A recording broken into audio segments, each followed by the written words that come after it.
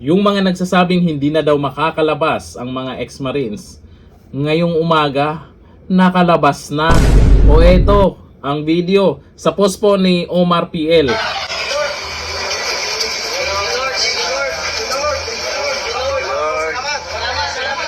Ayos!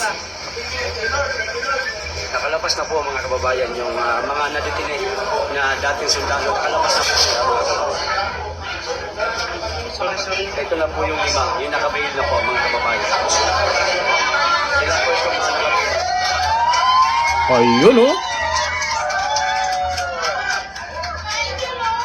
Iyawan po ang mga tao dito mga kababayan.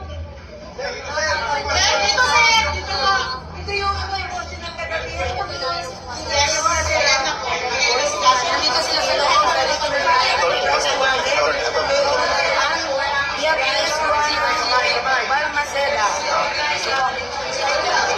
sila sa loob.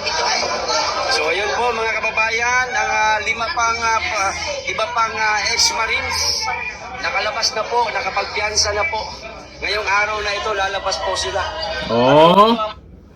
Good news yan at kinumpirma po yan ni Atty. Baligod. Kakapos lang po niya, ang sabi nakapiyansa at nakalabas na po ang Brave 14. Thank you. Bye-bye.